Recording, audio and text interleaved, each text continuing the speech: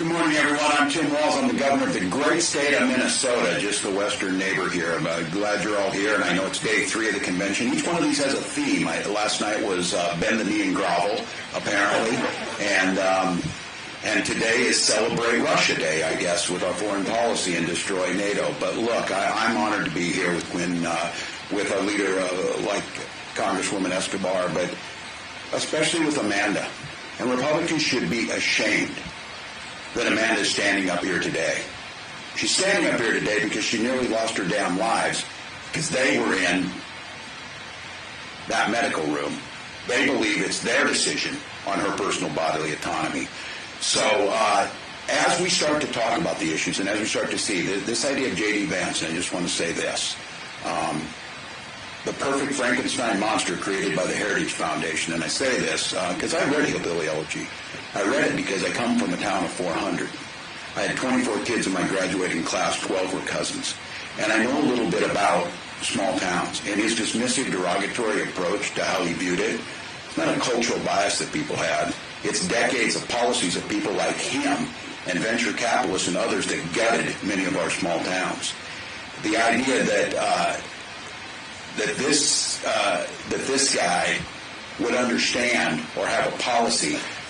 The thing that makes small towns work, the things that we value most around freedoms, whether it's reproductive freedoms, personal freedoms, but the things that make small towns work, this was not in Hillbilly Elegy. It should be, mind your own damn business. That's how small towns work.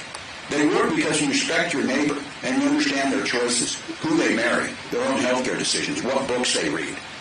So as we hear all the talk about, what's going to happen with Joe Biden, the good thing is with the Republicans, they don't have much division within their party.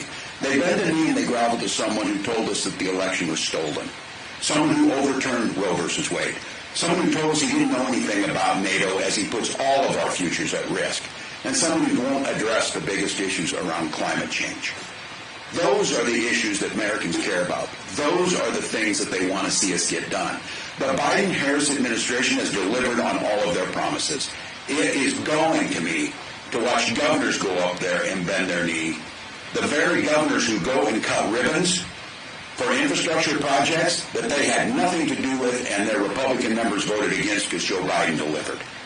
Or go up there and tell us they're going to take away the ACA and put in their plan. Yeah, I'll hold my breath for that. 4 years and we don't see a damn thing.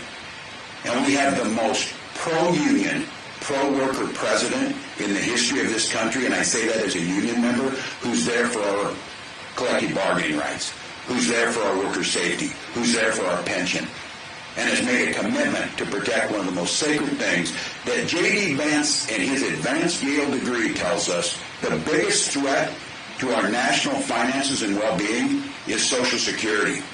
Paying out the money that we paid into people to make sure that they're not in poverty. And that's where he goes. Couldn't be the venture capitalists and hedge fund managers' taxes. That wouldn't be the problem.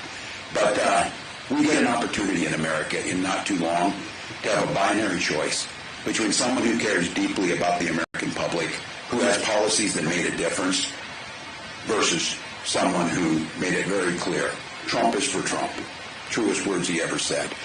That's exactly where it is. So when we talk about building this country from the bottom up in the middle class, as Joe Biden talks about, it's about unions, it's about personal freedoms, it's about addressing our biggest issues, and it's about taking care of our littlest Americans. And with that, someone who's done this, someone who's led in Congress, someone that I'm proud to call a friend, Congresswoman Escobar.